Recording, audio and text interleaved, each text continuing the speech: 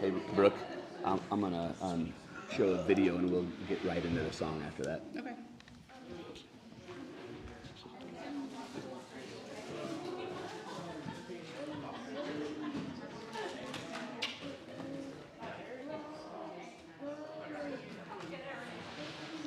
Jeremy, you fixed that clock?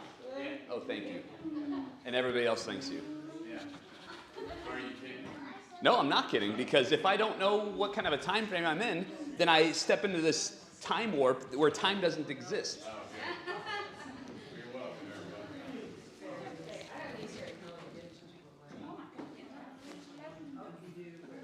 everybody. Check, check, check, check, check, check.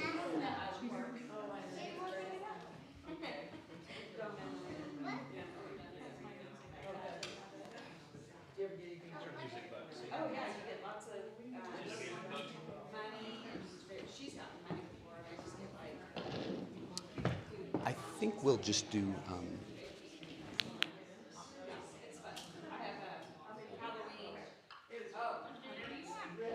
But we're going to do the first three verses. Of this one? Yeah.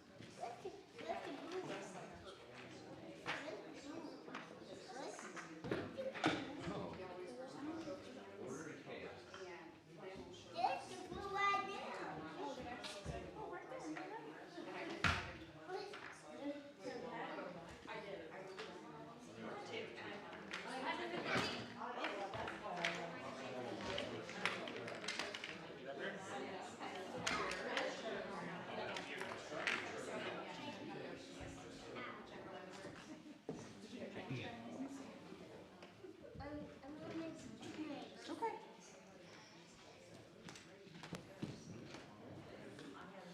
We will sing a song on page 315 of the green hymnal, if you want to turn there, but we will sing after the video. But please be ready to sing the first three verses of the hymn on page 315 of the green hymnal. We'll sing after the video.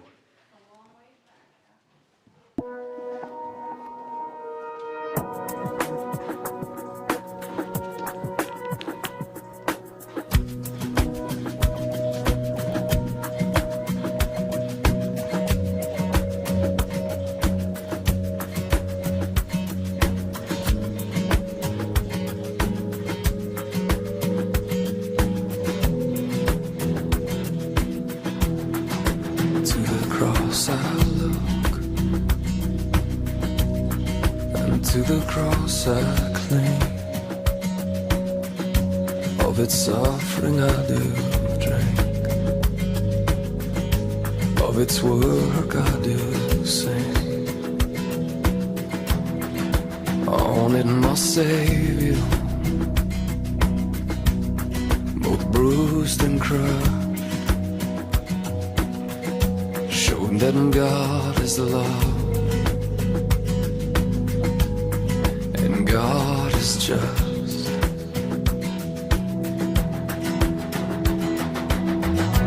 At the cross you beckon me gently to my knees, and I am lost for words, so lost in love. I'm sweetly broken, wholly surrender.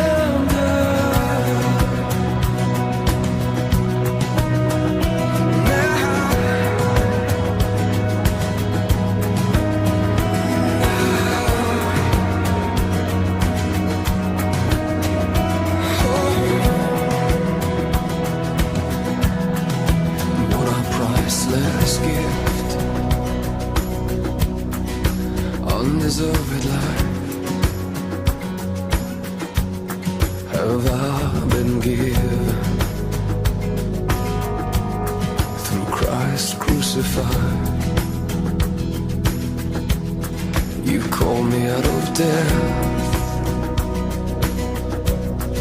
you called me into life, and I was under your wrath. Now through the cross I'm reconciled.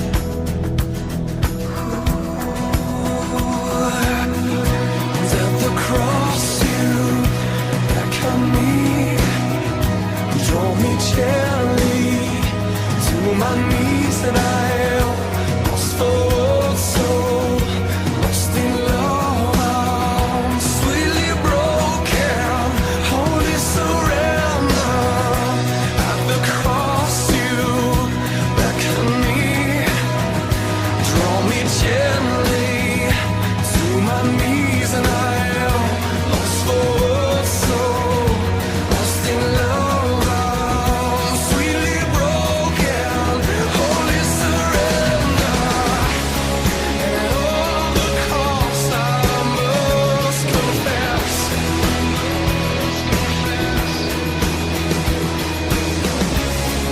I wonder should redeeming love, and how great is your faithfulness.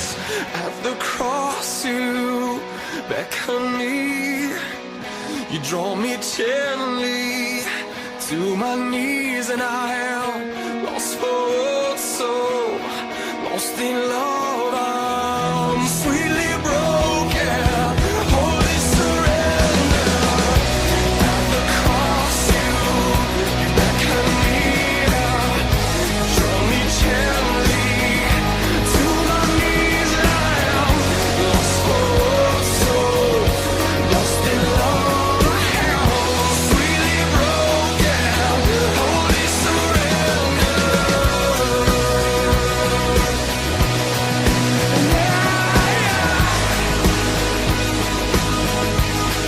I'm broken for you. I'm broken for you.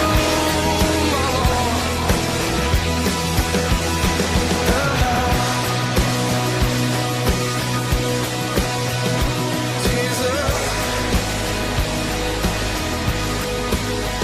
what love is there? Oh, I am sweetly broken.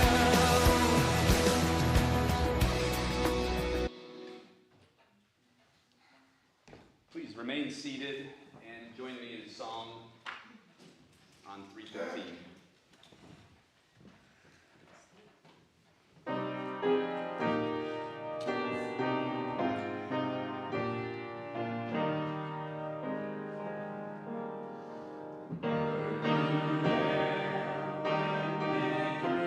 Crucified my Lord.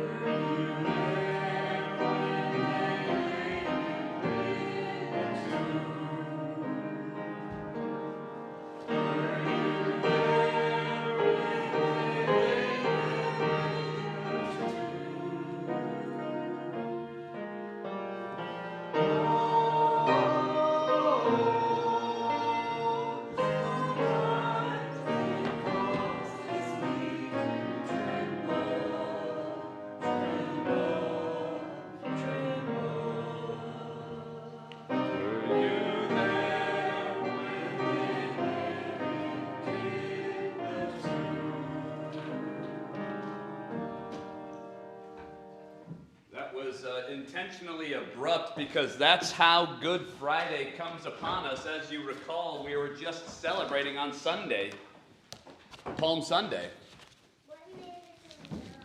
And out of nowhere, Good Friday comes.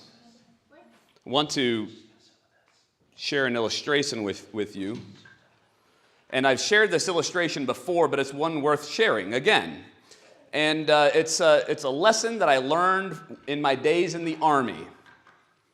And the Army is all about training for the battlefield. It's a training ground.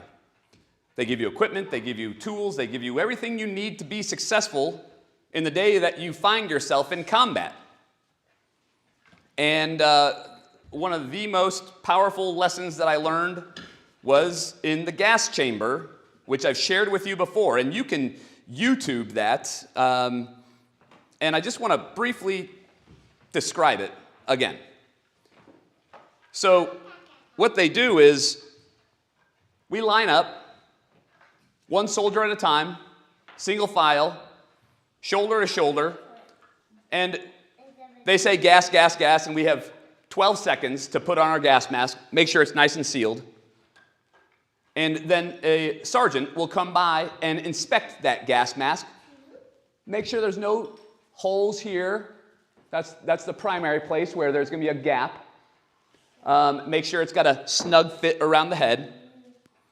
And then they march us all together into a room about this size. And in that room, it is filled with toxic gas. You can see it, you know that it's there, but you just don't feel it. And so you get rather comfortable inside that gas chamber. Why? Because you're wearing a gas mask and it doesn't affect you. You know that it's there, but it's out of sight, out of mind.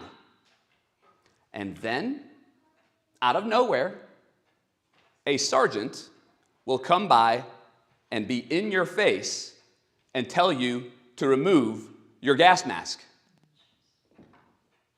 All the luxuries of comfort, of that one-time danger that was out of sight, out of mind, is now very near and very present. So very near and present, it's in your ears, it's in your eyes, it's in your hair, it's in your nose. Grown men crying, screaming, wanting to get out of there. One-time civilized and kind, polite, respectful men, joking jovially, minutes before, now cursing, screaming, arguing, fighting, and all they want is to get out of there. Because that one-time danger that was out there is now here. It's painful.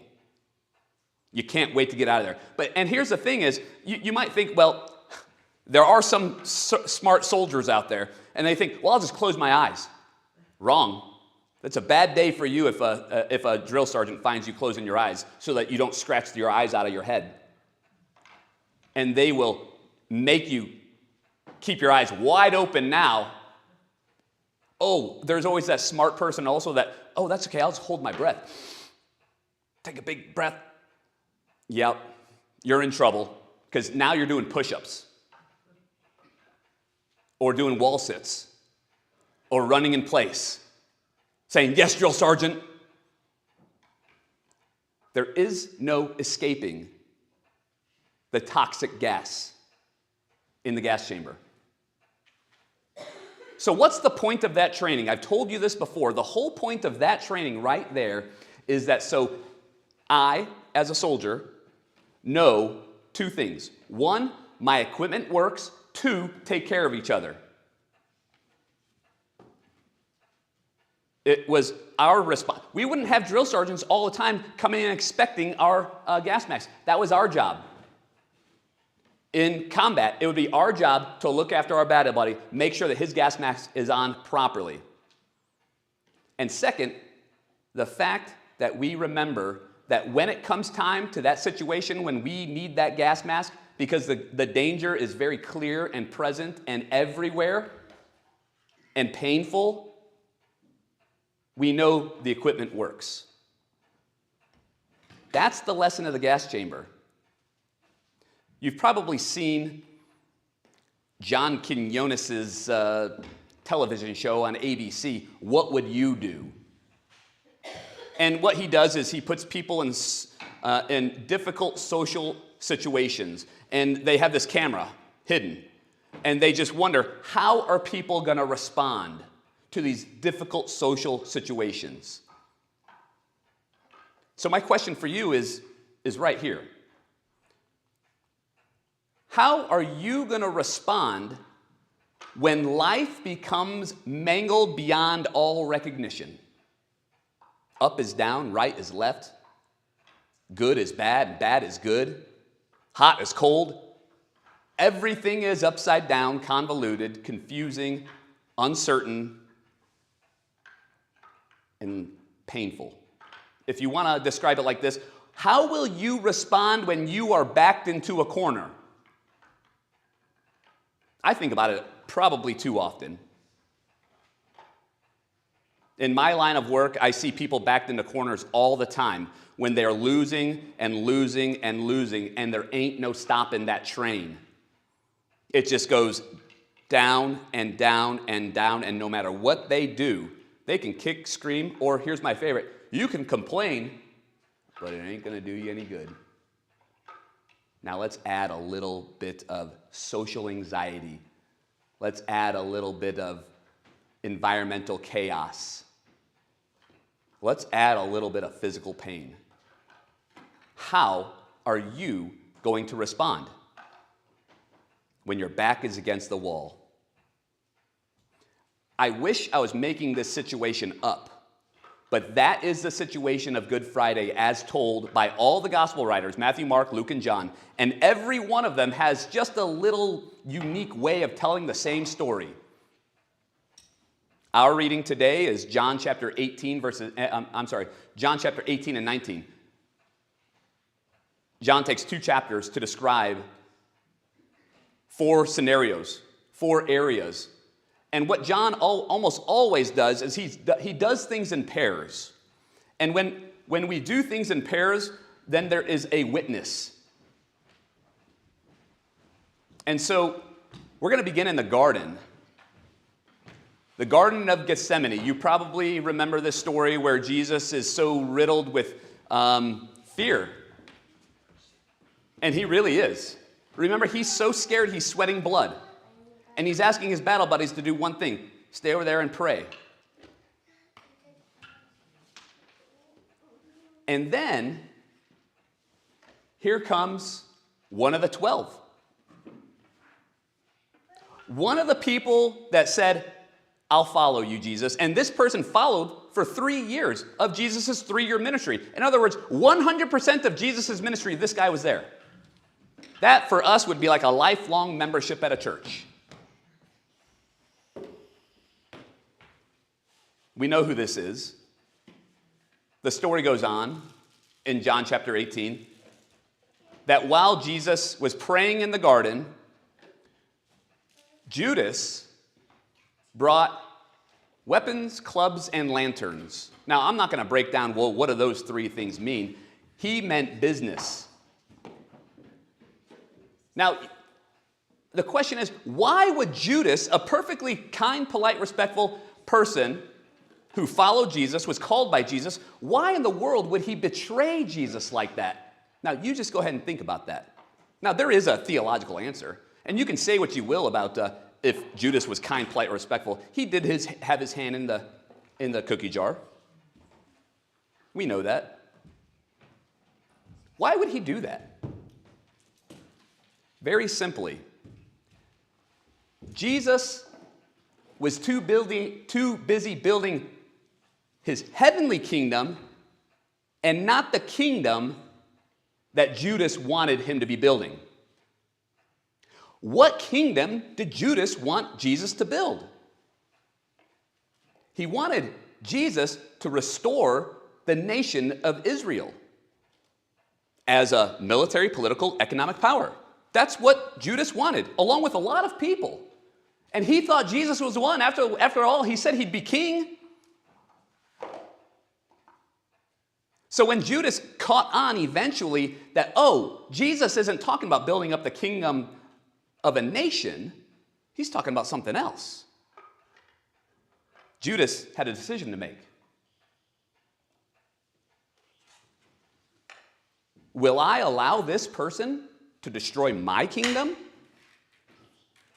Judas had to make a decision. Jesus had to die because Jesus was a threat to Judas's kingdom.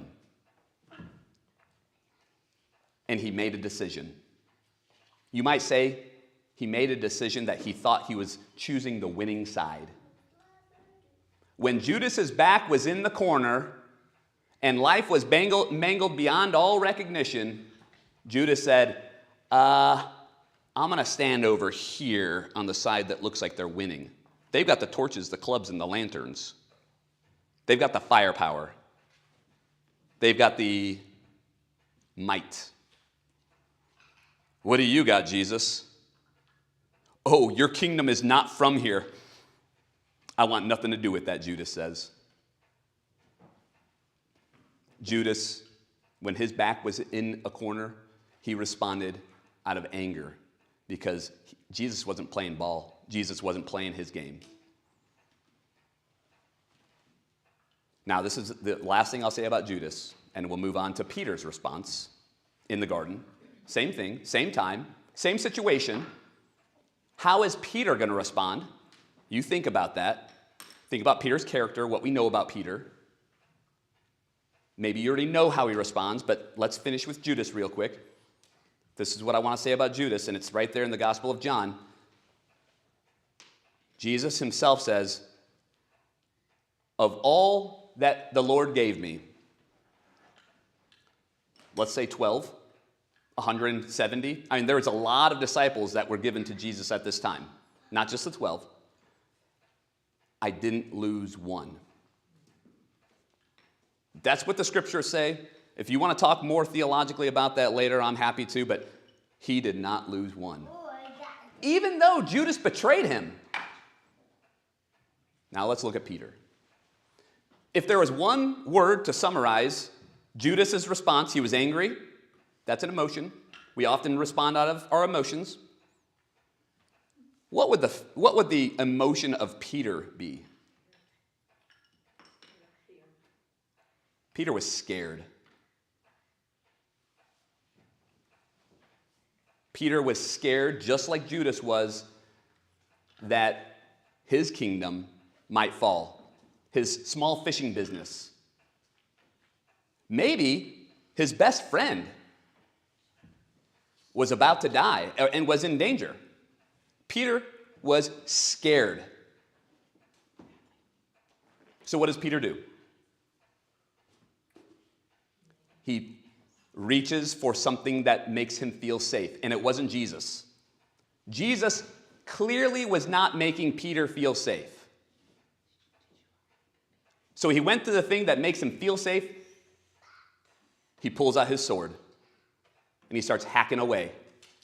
So much so that he hacks off the ear of a guard. Jesus, the opposite, doesn't respond in fear. He says, Peter, put away the sword. In another gospel, not in the Gospel of John, like I said, every gospel has different things that they want to emphasize. In another gospel, it says in two of the gospels, those who live by the sword die by the sword. Well, let's change scenes, and we're out of the garden now, and let's go to the headquarters now, where all the authorities are. And the headquarters, that's what's used in the NRSV. It was Pilate's headquarters, where all the bigwigs are, the brass, if you will. Well, how are they responding? They're just as scared, just as angry as Peter and Judas. Why? For the same reason. Their kingdoms also were being threatened. The Jewish-Roman war is a fresh 60 years gone. And the remnant of that revolt was still very present. Probably cannon holes and I was thinking of bullet holes, but not yet. But there was definitely remnants, political, economic remnants of the revolt that was 60 years ago before this one. And their kingdom, both the Pharisees, Sadducees, the Jewish religious authorities, and the Roman authorities could not afford to have another rebellion. And so Caiaphas, the high priest, says this in the Gospel of John. It would be better if this one person dies than all of us, because that's what would have been the result. If Jesus lived, there would have been a revolt. There would have been a rebellion. There would have been bloodshed. There would have been chaos. And so the authorities, Caiaphas says, let's all keep our fishing business. Let's all keep our religious status. Let's all keep our own personal kingdoms. That guy's got to go. That was a decision. Crucify him. You know the story. Crucify him. Golgotha. We're going along the story here in the Gospel of John. We're now in chapter 19. Golgotha is called the place of the skull, and that's where they took the criminals. It's where they took the thieves to essentially execute them on a cross. The Romans had mastered torture. They have developed a science on how to keep a body alive as long as humanly possible before they die. That's what the cross is. I want you to see that picture. Mangled. I'm going to read the scripture. So his face was so disfigured, he seemed hardly human, and from his appearance, one could scarcely know that he was a person. That's how mangled he was by this point he got to Golgotha, the place of the skull. And here a lot of people gathered. In particular, we have thieves and soldiers. So the Gospel of John has one thing to say about the thieves. They were on each side of him, these are the exact words, with Jesus in the middle. Now we know from other scriptures, and this is all I'll say about the thieves, we know from other gospel writings that one thief knew he was a thief, and the other kept believing and thinking that maybe he wasn't. Two thieves. What about the soldiers? What about everybody else? You got Caiaphas and Pilate bickering and arguing. Have you ever been in a difficult situation in a social setting when there's just a little bit of chaos and people are losing their cool, they're losing their temper? They once were kind, polite, respectful, civilized people, and now they are tearing each other apart. That's exactly what's happening at Golgotha right here. They are tearing each other apart.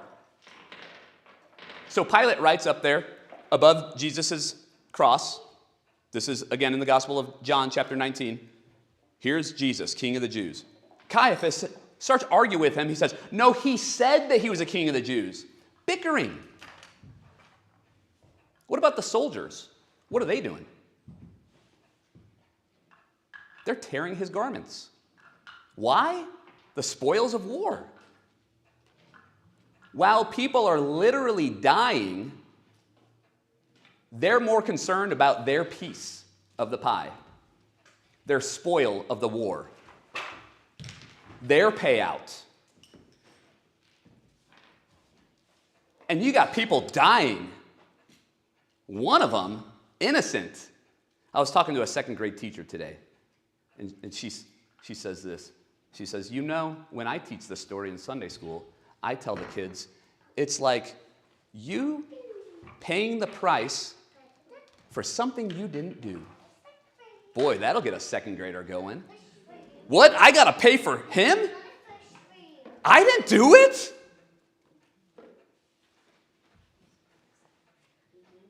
And then there's Mary and John. And I want to, before we conclude our story with Mary and John, and we're going to sing a song a cappella, the first verse. I'm counting on you guys knowing the words. And that will conclude our service. This service will end as abruptly as it started, because that's what Good Friday is. Pain, suffering, these things of which I speak, where all of a sudden chaos is present, danger is near. It starts just and ends just as quickly as it began. You just never, you know the toxic gas is out there. You know there's danger out there, but as long as it's not here, as long as I'm still comfortable, as long as I can still go about my daily routine, I don't care if that suffering and pain is out there. I know it's there, but it doesn't bother me. So I'll let them deal with it until it's in your face and you can't breathe. And the toxic gas is all around you. Before we conclude, I asked you a question. We asked each other a question. Were you there when they crucified my Lord? The easy answer is no, that was 2,000 years ago. Thank you. I'm not that old. The right answer is yes, I was. Because I did it and he paid for it. My lie, my deceit, my anger, my hurt, the harm that I cause unnecessarily, unintentionally. I was there. You need to decide if you were there. Because if you were not there when they crucified your Lord, if you were not there when they nailed him to the cross, if you were not there when they laid him in the tomb, then you have no business to be there when he rose up from the tomb. We didn't sing that fourth verse intentionally because that doesn't happen until a couple of days. Tomorrow is Saturday. It's known as the darkest. It is known as the most solemn day in all of the calendar year. It's the time when we, as humans, people, did our very worst to each other. All of it. Look at his face. Look at his scars.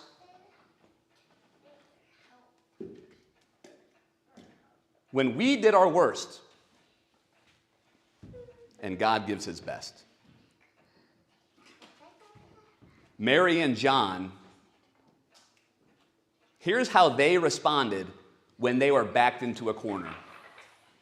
They didn't pull out their sword. They didn't take the winning side. They didn't divide the spoils of war. They clung to that old rugged cross, knowing that's all they have. That's their only hope. How will you respond when your back is against the wall? Out of anger? Out of fear? Or out of sadness, recognizing I'm a part of this? I've had many revelations recently. I feel like we are in some strange and difficult times, and it's my fault.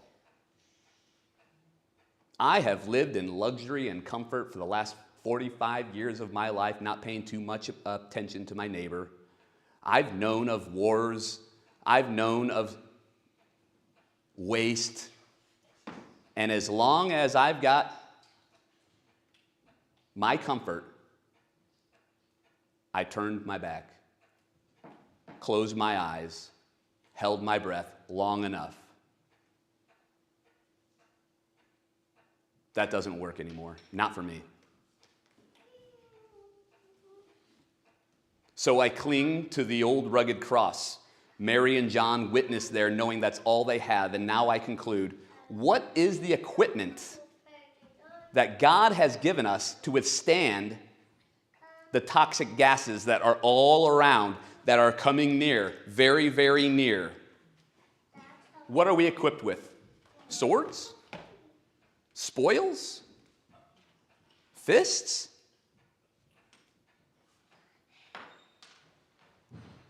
Peter says, I've given you all that you need. Paul says this, when it's all said and done and your back is against the wall and you got nothing left, and you're down to your last jar of peanut butter. I was talking with somebody today. Did you know that in the siege of Leningrad, because I love history, little sidebar here, it appears, and I read this in a history book, the siege of Leningrad in World War II, there's glue that binds this right here. It's got just a little bit of protein, just enough to keep you alive. So they would tear out the bindings of books. That's what they had. That was their dinner.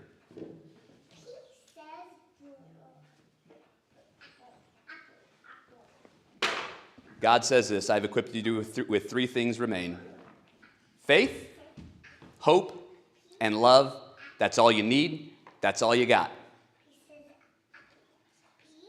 And the greatest of these is love. You want to know what love looks like? Welcome to Good Friday. And if you think that you deserve anything that God gives, it's not because of your goodness. This is not Good Friday because David Benavides is a good citizen, a good person, a good friend. I want to do good. I do. I want to reduce harm, but it's not because of my goodness. It's his goodness alone. So therefore, let us cling to the old rugged cross. And let this be our concluding song. This will be the end of our service.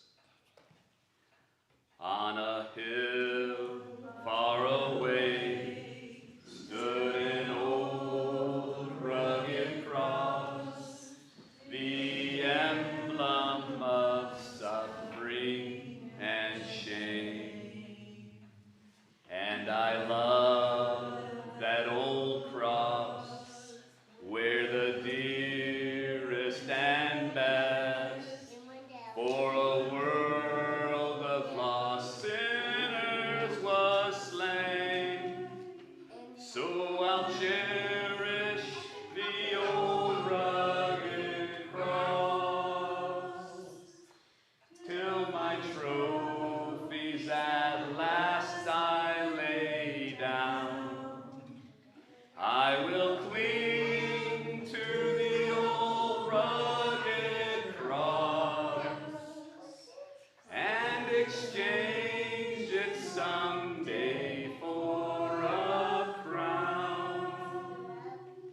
How will you respond? Many different responses provided here in the Gospel of John, chapter 18 and 19. We've got fear, anger, sadness, chaos, and we've got two people clinging to the old rugged cross. And in doing so, the Savior of the world, the one who could stop it all and call down 10,000 angels, says